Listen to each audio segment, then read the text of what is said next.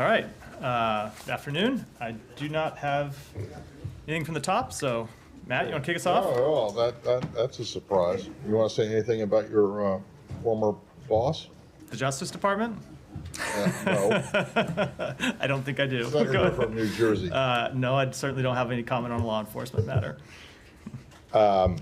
Okay, let's go to what have you guys heard, if anything, from foreign governments about what's happened over the course of the last 72 hours with the Republican convention, the nomination of J.D. Vance as vice president, his positions on Ukraine and other matters? So I'm not aware of any specific conversations about either the vice presidential nominee of the Republican Party. Obviously, when you had NATO in town last week, you did have a bunch of conversations on the sidelines of events between people all around town about the election in the United States, just as we have conversations, social conversations about elections in other countries. I think people are well aware of the election that's happening here, but I'm not aware of any specific conversations over the last 24, 72 hours about the Republican convention. Okay.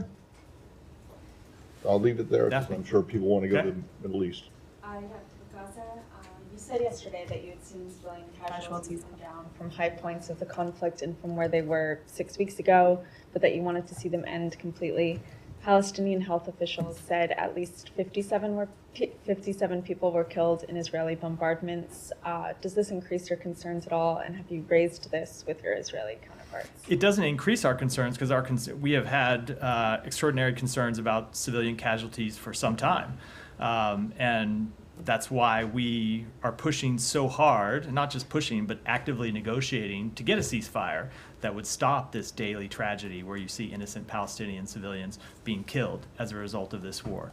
But even before we get to what we hope will be a ceasefire, continue to push Israel to take further measures to minimize civilian harm. The Secretary pushed Ron Dermer and National Security Advisor Hanegbi when they were here yesterday. We understand. Look, in all of these strikes, Israel has said publicly that they were striking militants, and of course we've seen reported deaths of militants, including Hamas leaders in some of these strikes, but we've also seen credible reports of civilian deaths, and so it is why we continue to push so hard for a ceasefire, which is the way to really get a lasting solution to the ongoing violence in Gaza.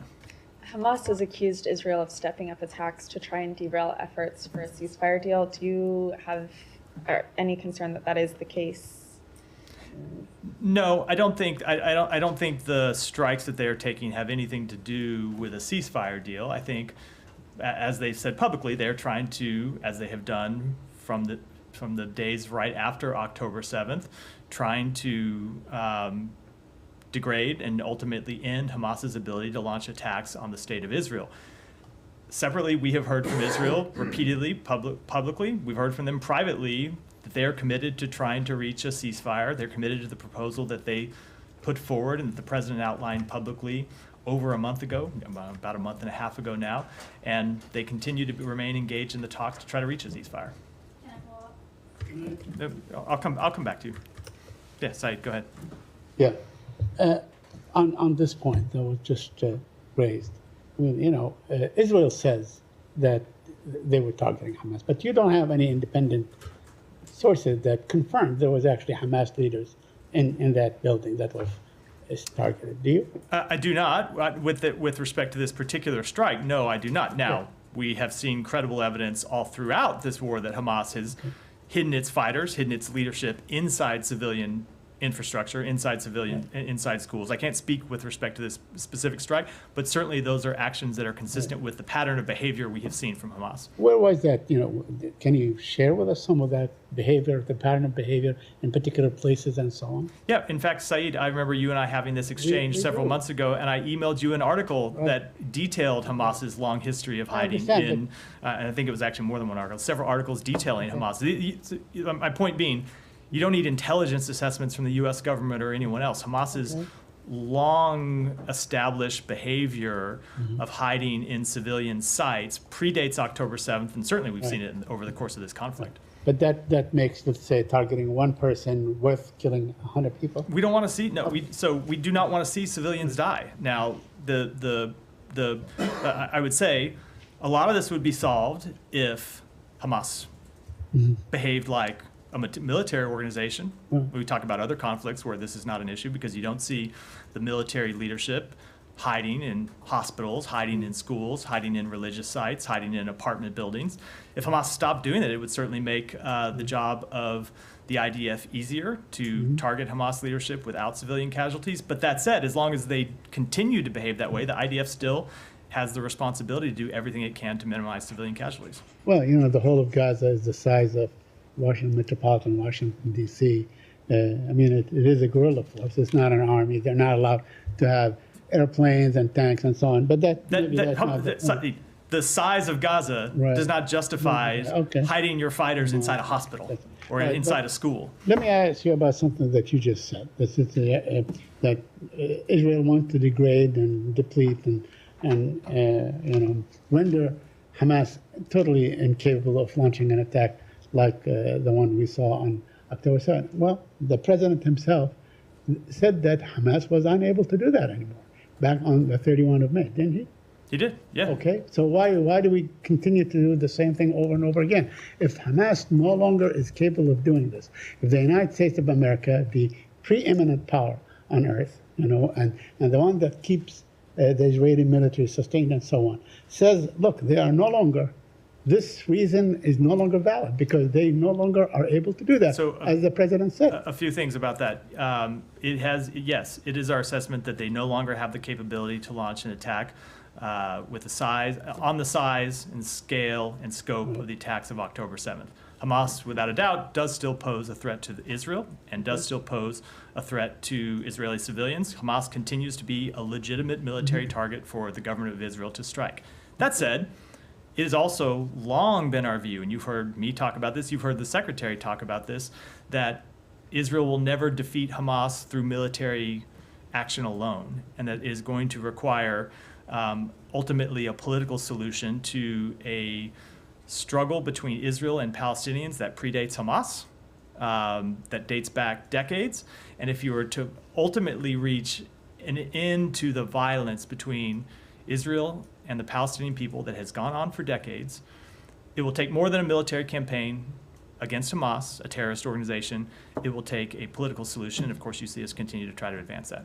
So taking these two positions exactly that you just articulately illustrated, isn't that like a catch-22 situation? The war will go on forever because there will always be Palestinians who will fight the Israeli occupation, no matter what, under whatever conditions. So are you saying this war can go on forever? We need to have completely neutralized Hamas, completely neutralized I think movement. I think that question ignores everything I have said and everything that we have been pushing to try to do for some time now. Let me just finish. It ignores the fact that we are pushing to obtain a ceasefire to stop the immediate death in Gaza. It ignores what the president has said and what the secretary has said repeatedly, and it's reflective of what we are trying to do, that we want to take that ceasefire and turn it into enduring calm, and we want to turn the enduring calm into lasting peace and stability. Now, my last question. There was, UNRWA headquarters was flattened in Gaza. Do you have any comment on that? I mean, UNRWA has been the primary provider of aid and help, education, healthcare, and all these things for the Palestinians.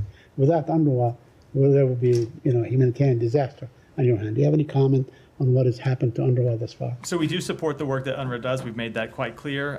They are a critical delivery mechanism for humanitarian assistance to the Palestinian people in Gaza. They have played an important role in delivering humanitarian assistance on the front lines since the outset of this conflict, and it has been really critical that that work has been critical, and it's critical that they continue it. But with respect to this strike, it goes back to the problem I was speaking to a moment ago, which you do continue to have Hamas leadership, Hamas militants that hide themselves in civilian sites, and Israel has a rightful goal of attacking militants and preventing them from continuing to threaten the state of Israel and the people of Israel, but they need to do so in a way that minimizes civilian harm. Go ahead. Just want to follow up on your answer to Said about the day after and the plan for peace in the Middle East.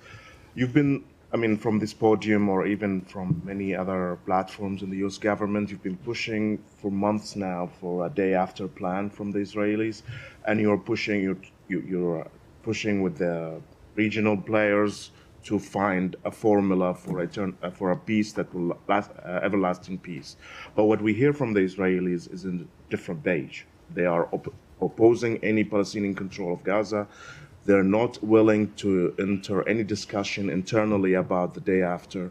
And in principle, they are, Netanyahu government and his factions are against the two-state solution. You've been pushing for months. Do you have any way of pushing more or exerting more pressure on the Israelis to engage in that? So a few things about this. Just one kind of factual note. So with respect to plans for the day after, I spoke about this a little bit lately. We have seen the Israeli government start to develop more of their own plans and put more of their own plans forward. Not as advanced as we would like to see, certainly.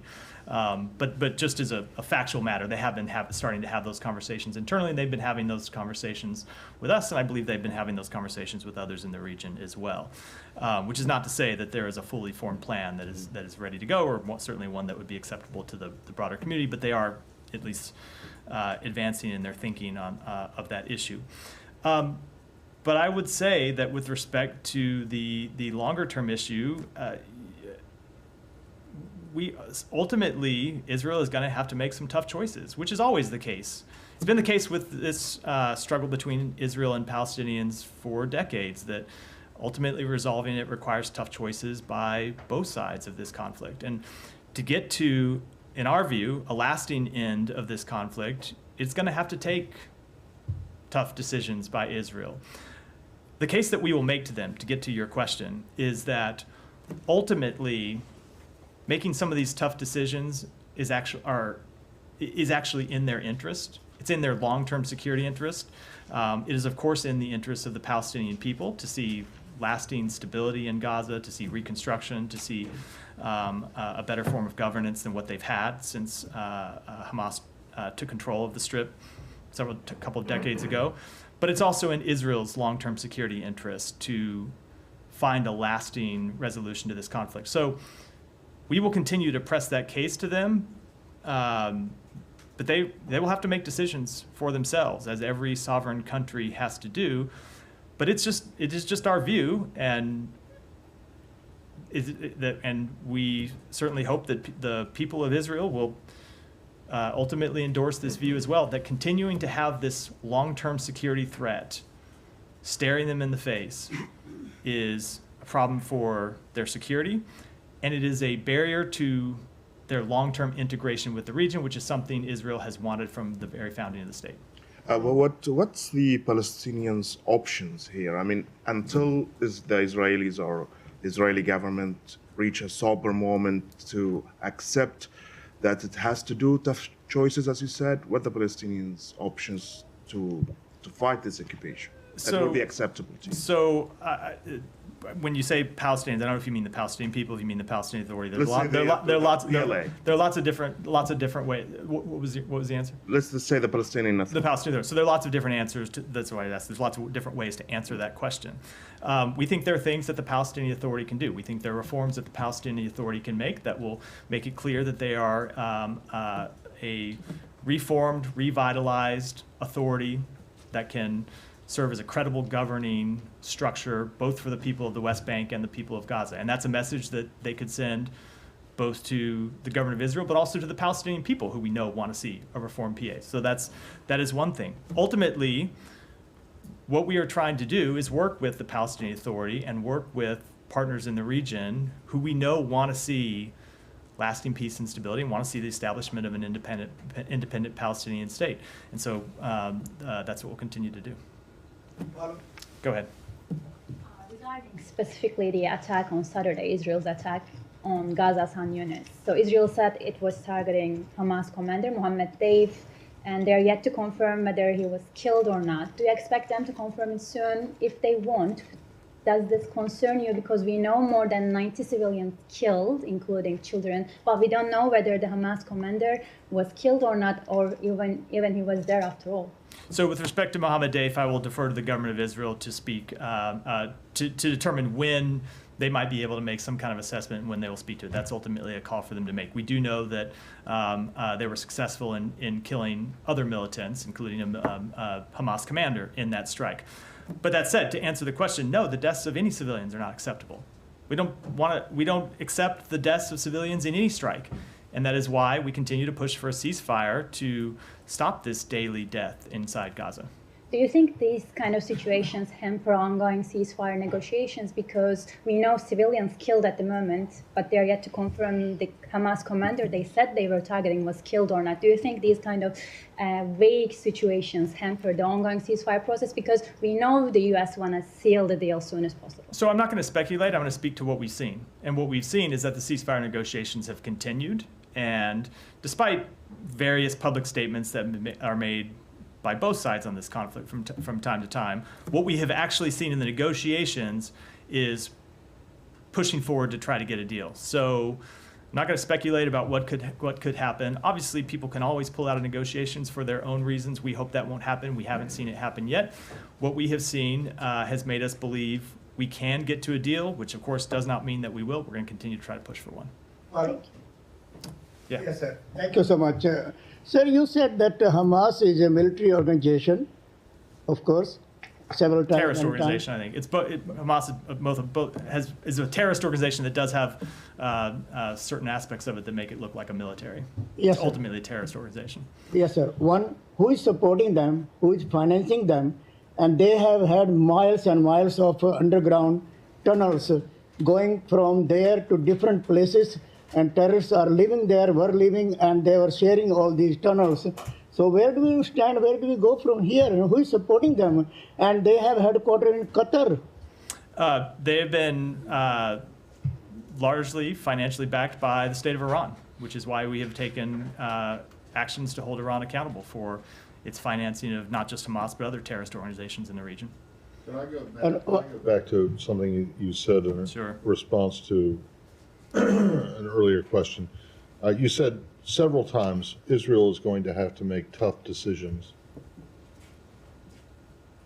I think you said 3 times. Does Hamas not, or do the Palestinians not have to make tough decisions too? Why are you saying No, it's they all do. on Because Israel? the question was about Israel. The question was about But your answer, So but the question was about the state of Israel, and that's why I talked about Israel. I did in a question about what the Palestinians could do. I talked about tough things that the Palestinian Authority need to do, including making internal reforms. I mean, your understanding of how this whole conflict started is still that it was Hamas attacking Israel, on correct? October 7th, yes, absolutely. Okay. So why say now that it's only the Israelis who have to make tough decisions? I certainly don't believe it is only the Israelis that Well- have to make tough decisions. The question was about Israel, but as I said, it has long been the case in resolving conflicts. It takes parties on both sides making tough decisions. Okay. So Hamas has to make a tough decision too? Is that? Well, it depends how you look at it. We think it ought not to be a tough decision to reach a ceasefire because it would alleviate the suffering of the people that they claim to represent. But it certainly has been tough. It has been tough for them to come to that decision Well, here to date. Well, okay, fine, but then it ought not to be a tough decision for Israel either, right? Because they would get, according to you, Ought not. according to your theory here, if they take a tough decision and agree to a ceasefire, they're going to be safe. So ought not be, but would that the world were so simple, Matt. Would that the world be safe. Okay. Go ahead. Same in connection with what I had. Recently, in this question, recently Prime Minister Modi of India was in Moscow meeting with President Putin. They discussed about this situation in the Middle East in a big range many times, including this time when NATO meetings were going on here. So where do we go as far as Prime Minister Modi's discussion with President Putin that this war must be ending and countries must come to an end to have a peace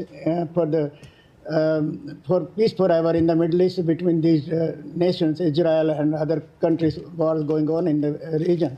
So I don't have any specific comment on that other than that, as we have said before, we have never seen Russia willing to play any kind of a productive role in resolving conflicts in the Middle East, certainly this conflict in the Middle East. Thank you, sir. Yeah. Shannon, go ahead. Sorry. Is it okay to change the topic? Change region. In Thailand, in a luxury hotel in Bangkok, 6 people were found dead, including 2 American nationals. Police are investigating it as a possible poisoning case. Are you in contact with your Thai counterparts and assisting in any way? So we are aware of the reports of the deaths of 2 U.S. citizens in Bangkok, Thailand. We offer our sincere condolences to the families on their loss. We are closely monitoring the situation and stand ready to provide consular assistance to those families. Whenever a U.S. citizen dies in a foreign country, local authorities are responsible for determining the cause of death. We do reach out to local authorities often to communicate with them when it involves the death of a U.S. citizen, and we will certainly be doing so here. But I would defer to the local authorities for any further comment on what I believe is an ongoing investigation.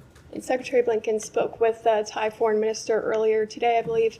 Did the deaths come up on the phone call at all? So the call happened around 9 o'clock this morning. I think it might have been before we saw the reports of the death, so I don't know that it came up in the call, but I'll have to check and get back with you to confirm. Yeah, keep going. I was wondering if you have any updates on the RFERL journalist detained in Russia, also Kurmasheva. Has any new information come to light to be able to designate her as wrongfully detained? No, I don't have any new information to report. Obviously, as we've said, journalism is not a crime, and we have urged her swift release. But I don't have any new information to provide about a wrongful detention determination. But to follow up on that question, given that this week is going to mark 9 months of her arrest, when there is a lack of transparency about the process here, it does trigger a lot of questions about, what is the reason to why she's not being designated? Is it because she's Muslim, she's dual citizen, she is a female, or what's the reason? Okay, Alex, give me a break. That is a ridiculous thing to raise, that it's because of her gender. We have designated both men and women as wrongfully detained.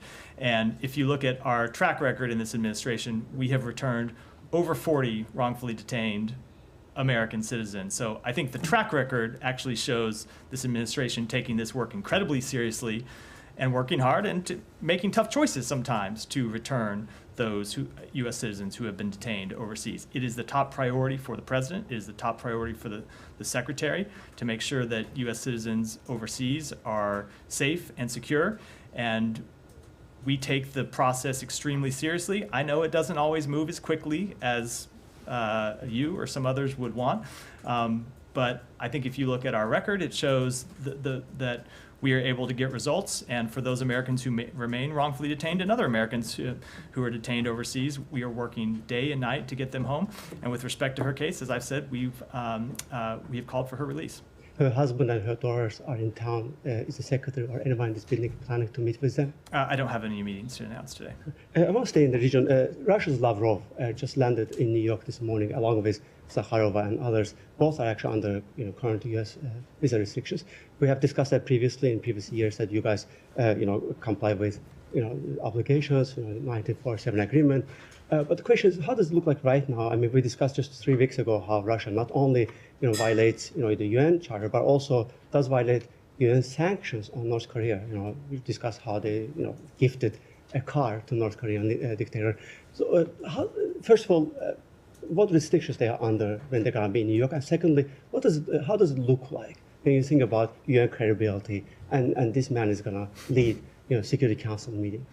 So when you want to speak to our credibility when it comes to Russia, look at our actions. UN. No, hold on. Look at our actions over the past two years with holding Russia accountable, and I think it answers that question quite well. When it comes to the United Nations and representatives of any country attending events at the United Nations, we have a responsibility as the host of the United Nations to allow foreign diplomats to attend. That is an obligation that has been upheld for decades by administrations of both parties, and it's one that the United States takes seriously. That said, we do have the ability to impose restrictions to make sure that diplomats that do attend for legitimate UN meetings only can participate in those meetings and can't take off on, say, tourism visits across the United Is the States. Secretary planning to boycott his ministerial? Lavrov's ministry? I don't have any announcements to make. Would it Secretary's travel. discourage Go other ahead. allies like-minded? Go ahead, Nick. Follow up on Menendez, just seeing reporting that he had continued to receive foreign policy and intelligence briefings despite being accused of being a foreign agent for Egypt and Qatar, now convicted. From a State Department perspective, is that cause for any concern? I just don't have any comment on that at all. It remains a law enforcement matter, and ultimately, the question of who receives those type of briefings is a matter for the Senate to decide. Yeah, Jack. Sorry, just a quick question on Vance, who Trump picked as his running mate yesterday. He's been a vocal critic of U.S. aid for Ukraine and has said that Britain was an Islamist nuclear-armed country. What's the administration's view of this, and do you have any concerns that this could endanger the relationship? So I'm going to probably have a tough time over the next few months when there are going to be a lot of claims made on the campaign trail that I want to respond to and probably shouldn't respond to. So I will instead just speak about our record and our record of support for Ukraine. And ultimately, I think the question really comes down to not just what we support and what anyone else in public life supports, but what the American people support. And what we have seen is when it comes to Ukraine, the American people strongly support continued assistance to Ukraine. They strongly support allowing Ukraine and helping Ukraine to defend itself against Russia's aggression. And it's not just the American public, but it's bipartisan majorities in both houses of Congress. And when you saw the supplemental appropriations bill finally get a vote after obstruction on one side of the aisle, we saw an overwhelming vote in support of military assistance. So I think that's probably where I should leave it with that. And with respect to the United Kingdom, look, we have a long-standing, close relationship, a special relationship with the United Kingdom. And despite any kind of, I won't comment at all. I think the American people understand the importance of that relationship and would reject any attempts to mischaracterize it. Yeah. The U.S. and Saudi Arabia today or yesterday signed an agreement on space. What's the importance of this agreement, and is it part of the larger package that the U.S. is working with Saudi Arabia on? So that is a separate agreement from the ongoing discussions we have had with Saudi Arabia about what further regional integration would look like and what improved bilateral relationships and expanded bilateral agreements between the United States and Saudi Arabia would look like in the context of regional integration. So it is a separate agreement. That said, the specifics to it, I'll have to take the question and get back to you. Thank you. Thank you very much. Question is regarding the President Biden recent interview to 360 with Speedy, in which he said that he got call from Saudis and they want to fully recognize Israel with the security conditions. The question is, we have seen a brief security brief by the National Security Team to the Congress about the nuclear cooperation, that is civilian nuclear program with the Saudi Arabia. And we got mixed reactions from the Congress, from the Republicans and Democrats. Some wrote a letter to President Biden to condition it with the non-proliferation, and some said like you have to look twice on this. So it seemed like there is some prioritizing by the US, and in this interview President Biden didn't mention anything that Saudis are mentioning two-state solution for the Palestine. So is there anything under consideration regarding just with the security guarantees for the normalization between Saudi Arabia and Israel? So do you mean, I'm not sure I fully understand the question. Do you mean that we would just do an agreement with Saudi Arabia absent? With the security deal context. Oh, yeah. No, look, you've heard me speak to this before, and you've heard other leaders of our government, that no, this is a package deal, that it all works together, or it doesn't really work at all. And we've heard the government of Saudi Arabia say that something that's important for them for normalization is to get a legitimate path to two states. And so we continue to look at this as something that we believe is very important, something that we believe is hopefully achievable, but no, we're not pursuing a separate agreements. one on Pakistan, two more security personnel got killed in a hours-long exchange of fire with the terrorists. And again, these are terrorists coming from the safe havens in Afghanistan. So you've spoken many times from this podium. And the question is, do United States have some concerns with the persons who took responsibility or who took guarantees in Doha agreement that they will not let them use this soil against the neighboring Pakistan, who've been a U.S. ally? So you have any concerns? You have anything on this? You have anything on this? Sure. So I'll first say that of course the Pakistani people have suffered greatly at the hands of violent extremists and terrorists. We have a shared interest with the Pakistani people and the government of Pakistan in combating threats to regional security. And yes, we do continue to urge the Taliban to ensure that terrorist attacks are not launched from Afghan soil. That has been a priority for us in engagements with them, and it continues to be. Yeah, Michelle.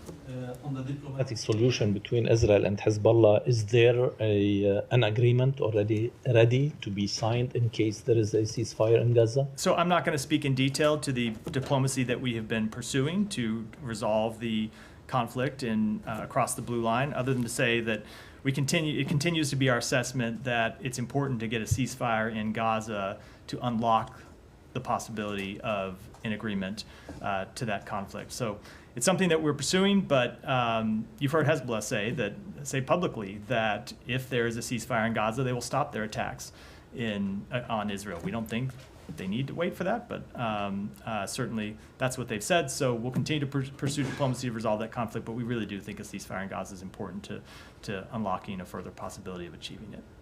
Thank you. Who's that? Yeah, go ahead. Thank you very much. Joel, I'll come to you next. Yeah. Thank you very much. I knew there was somebody over there. There was somebody over here that had their hand up. Go ahead. Thank you very much, Matt. As you mentioned earlier, that elections are getting close, so you are going to be asked questions about campaigns. So Sarah Sanders, when she was the spokesperson at the White House, her child and my child were in class, but for 4 years I did not go to the White House press briefings. But when this administration came and I did go, I was not treated anything much nicer either. Is this about the stool again at the White House? You raised this in a previous briefing, stool, and I didn't know.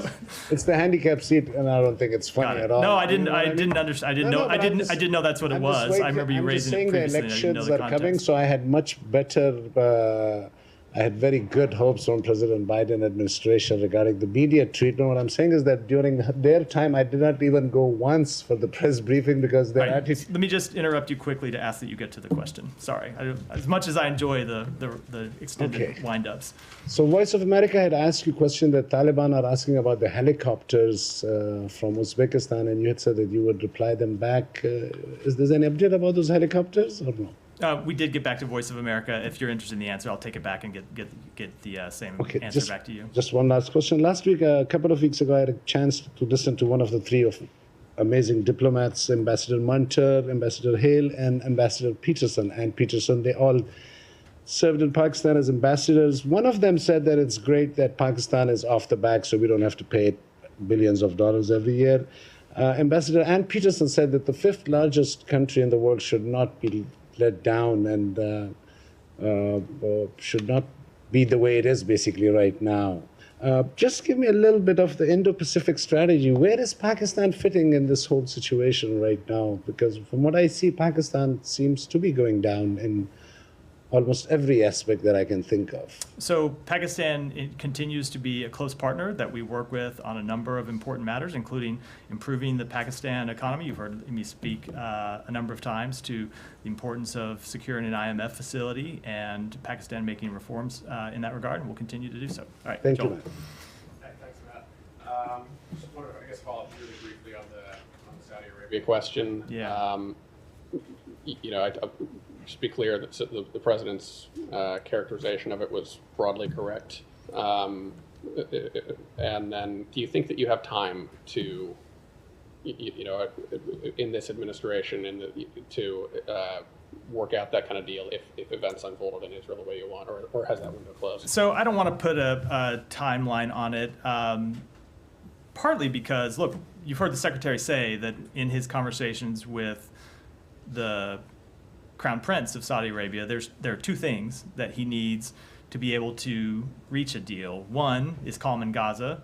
Two is a path to an independent Palestinian state. We don't yet have a calm in Gaza, so it's a little hard to speculate about the timeline of a normalization deal when we haven't reached the first milestone. So we're going to continue to push to get calm in Gaza, to get a ceasefire. We have plans we are working with our partners in the region on security and governance and ultimately reconstruction for Gaza in the period after a conflict. And as part of that, we are discussing with Saudi Arabia what a broad normalization integration deal would look like. But there is a lot of work that remains to be done to get there, including, of course, the question about a ceasefire in Gaza. Okay, and then if I could just follow up also on the Russia question. Sergei Lavrov's in New York today, and he mentioned, obviously there's been talk about possible more, peace talks with Ukraine and Russia at some point. He mentioned that a political diplomatic solution must be accompanied by concrete steps to eliminate threats to the Russian Federation from the Western Euro-Atlantic direction. It seems to be a reference to that draft treaty they put out in 2021. I know you're very deferential to the Ukrainians in terms of talking about the Ukrainian position there. Are you guys willing at all to have some kind of larger conversation connected to that process? And what do you make also? He mentioned that it would have to be, take into account geostrategic realities on the Eurasian continent. There's been a lot of talk in this room and elsewhere about China enabling Russia's defense industry for the war in Ukraine. Is it your understanding that China is also backing Russia in terms of its negotiating position or desired negotiating position vis-a-vis NATO in that larger project? So when it comes to the this wasn't part of the question, but maybe the premise of the question.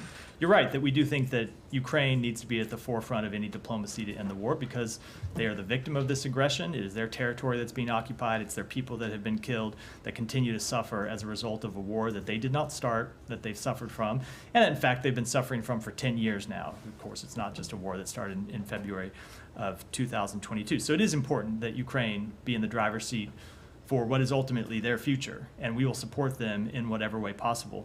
To the larger question you asked about it, though, the problem with that formulation, not the formulation of your question, but the problem with the formulation from the foreign minister is there's no one in Europe that is threatening Russia. There's no one in Europe that was threatening Russia before the invasion of Ukraine, either the invasion of Ukraine in 2014 or the full-scale invasion in 2022. What Russia seems to see as a threat is a democracy functioning on its borders. And that's just not a legitimate view. There's not been a military threat. No one has threatened to take Russian territory, to take Russian land. So we reject that view, and so we'll continue to work with our Ukrainian partners on where diplomacy can take ultimately ending this conflict with a just peace, not just a peace, but a just and a lasting peace. With respect to China, look, we have seen, as you said, further relationship between China and Russia, and it's not just with respect to revitalizing the defense industrial base. It is also with respect to being a major strategic partner of Russia. You've seen close ties between President Putin and President Xi, with visits between the two. And so I can't ultimately predict where it will go. What I can tell you is that when we have talked directly to the Chinese government, we have said that ultimately we would hope that they could play a productive role in ending the conflict, but it needed to be a role that recognized who was the aggressor and who was the victim. And it was not just getting peace for peace sake, but also getting peace that was a just peace and a lasting peace for the state of Ukraine. But ultimately, I can't tell you what they're going to do. Sure. Saudi Arabia. Sure. Yesterday, the president in an interview said that the Saudi conditions for normalization with Israel would be a guaranteed protection by the United States and the provision of arms and a security agreement.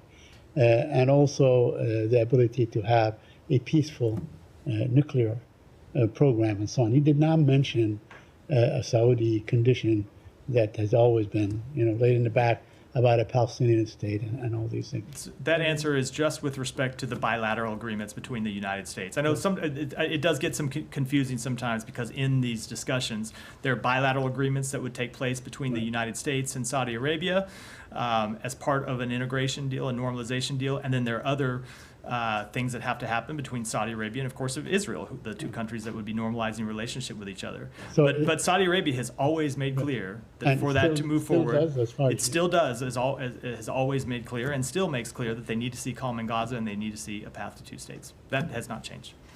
Alex, go ahead and then we'll wrap for today.